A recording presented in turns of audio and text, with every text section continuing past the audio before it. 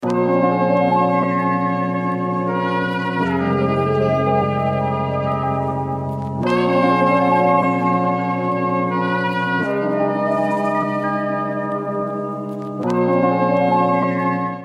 guys, it's your girl Cass, and this is my first intro to my channel slash podcast. Okay, so we gonna get into it. The first one, I just wanted to just introduce myself to you guys because you probably don't know who I am. But so let's get it started. My name is Cassandra. I was born in Haiti. I came here at the age of 4 years old. I have 3 sisters. I'm the second oldest. I was raised by like a single mom. So for the most people who were raised by single parents, you can kind of get the gist. But I'm also Haitian, so understand being raised by like a single black Haitian mom, and having all daughters, how that could have played out. We all turned out fine, of course. Like, here I am talking to you. What else? So I came here at the age of 4 with my sisters. Went to school out here, you know, did what I was supposed to do, finished high school, went on to college, got a degree in psychology because I am super, super fascinated about the mind and how it works and how it functions and how like crazy magical it really is. But yeah, I got a degree in that. Finished early, you know what I'm saying? Because I do not want to stay in a program that we call schooling. So I took classes like, I always took 5 classes, I believe, because there was always time, because I think it's like blocks of 4, and I always was taking extra classes, so I always had an extra class, so I never got like a day off when I was in school. I used to be like low-key jealous of like the other kids, because like, you know, when you become an upperclassman, you kind of get like better options for like whatever times that you'd want to like go to class and stuff, and those options just never worked out for me because I was taking extra classes. So anytime that I would have like a free day, because like for example, you can have like Tuesday and Thursday classes where you have like all your classes, or you can have like Monday, Wednesday, Friday classes. And how it happened was just like every time there was never a way, because I was taking like more than what I was supposed to, that it worked out for me, because it always had to be like opposite of whatever the schedule was. So I never had like a break in school. As far as like days off, it was always Monday through Friday. There was like a few times I took Saturday classes, so that was a little whatever. But I knew that it was like so worth like the sacrifice at the end of the day. Like, I knew I would get out of there quicker, so to me it was worth it, and that's what I did. So I finished schooling in like 3 years. They say 3.5, but I don't really call internship like a year. It was like half a year, and it was my only class for that semester. So I mean, if you want to call it whatever, it was like 3.5. Mind you, private Catholic school, but I did it in like 3 years, and I was proud of myself. I was taking like summer classes and all that to make sure I got it done, and I'm thankful, very grateful for my sister, because she was always there on top of it. And I got to school, like I got through school mad easy because of her, so I'm thankful for her. So I finished that, graduated, mom was happy and stuff, blah blah blah. Got basically got a job like soon right after, because I got the job at my internship. Started working, you know, did my own thing, So I've always been pretty independent. As soon as I can start working, I was working. You feel me? I was doing like a workers learning program when I was in high school. That's how I first got into working. And it wasn't even my only job. Like, I had another job as well, working at a nursing home with my sister. So there was that. So even in high school, I was like in honors class, like advanced class, and I was always getting it done. So I was working 2 jobs and going to school full time. This is throughout high school and college. So there's that. I was working 2 jobs in college as well. They were good jobs.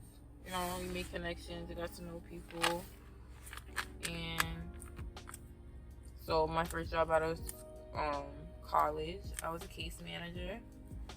I always loved jobs that gave back. It's something that always resonated with me. I like helping people better themselves. So that's what I did for about 2 years. It was rewarding, but it did become a handful because, like, when I first started, there was like 3 of us at the job.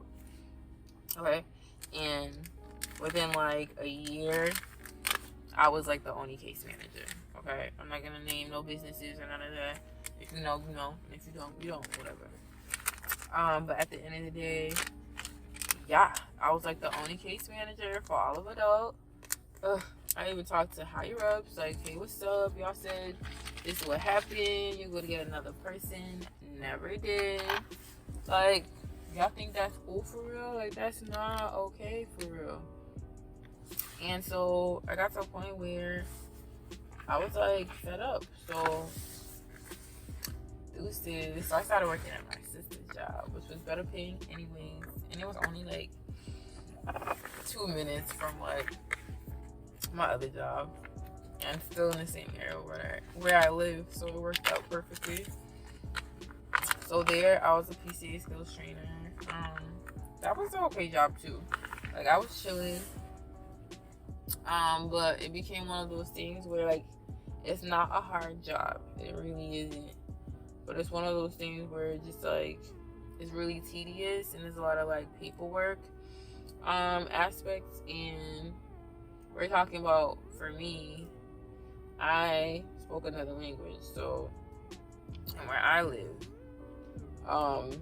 we have a high population of Haitian speaking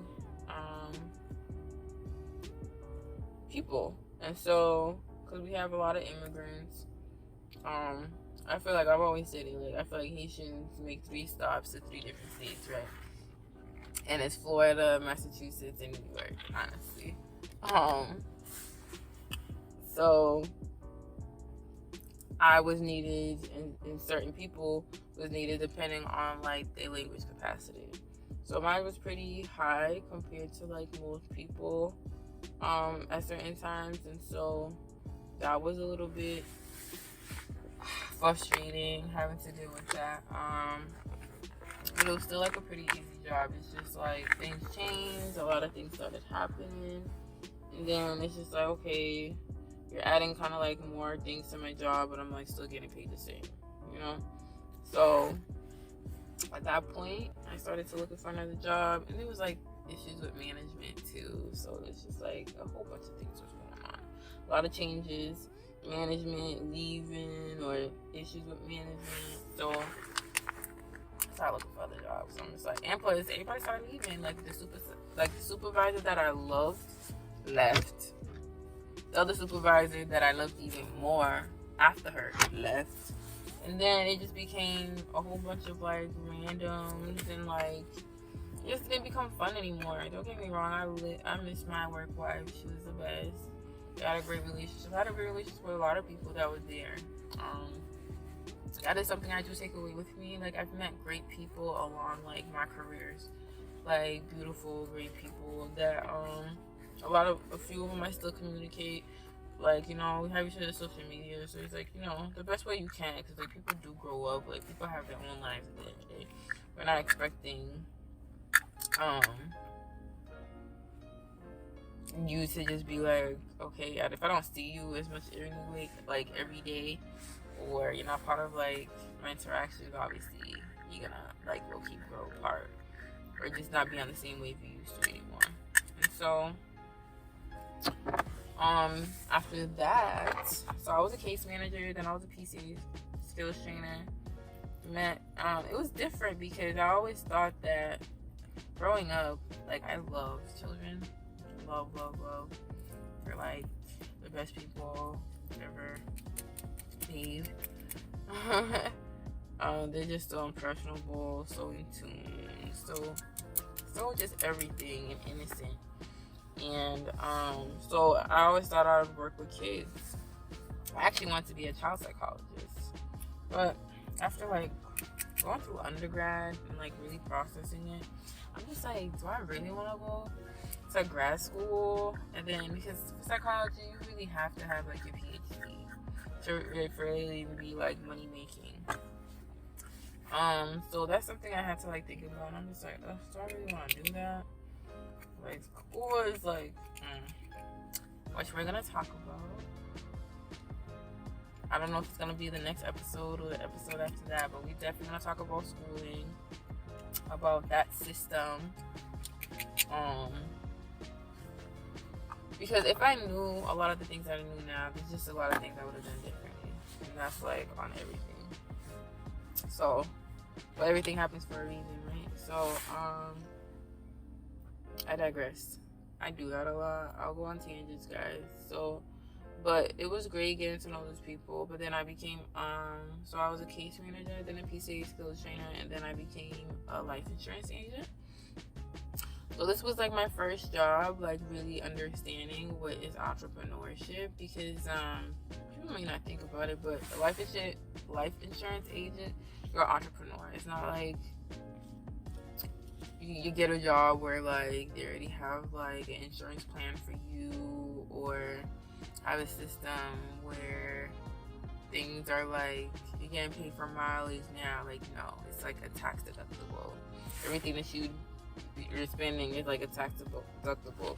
And so it was like you have to like work long hours, and it's like on you. It's not like somebody's telling you need to be here, they're gonna call you to be here. I mean, the organization I was with, they were kind of like on top of your ass.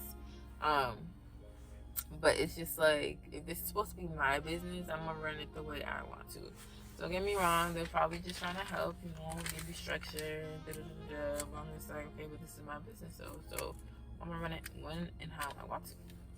But that got a little bit overboard, and I really don't like cold calling people or showing to people's houses or having to make it seem like it's one thing when it's really another. And that was really what it was, and that didn't really sit well with me. And I really couldn't see myself doing that like every day, trying to get somebody to just sign up. Don't get me wrong, life insurance is very important, and you should have it, especially if you are a parent, a spouse, or whoever. As long as you know that somebody's gonna pay that bill when you die, and if you know they don't have no 20 or 30 grand sitting in their savings account, there's no reason why you should leaving that bill up to somebody else just because you no longer care. Don't get me wrong, we can talk about that too, how that's a business. Because there's history behind that, but we're not gonna get to it today. We're gonna talk about me. So just a little hint. I'm gonna be dropping little stuff about topics I want to talk about, because honey, we can get into it for real, because people love to talk about like we having like wars out here. There's multiple wars going on, and are we focused on the right ones? You know what I'm saying? But that was like my first time really getting like a feel of being an entrepreneur, and it gave me mad respect for entrepreneurs. Like, it's not easy, and it's not for everybody, especially mindset wise. Like I'm saying, it's not like somebody is waiting for you to show up to work. Like, you know what I mean? Like, you are work. So I did that for a little bit, but like I said, I didn't really care for the half-truths and stuff like that, because when it comes to life insurance, the thing is, the matter is, like, that I have to get licensed, yes.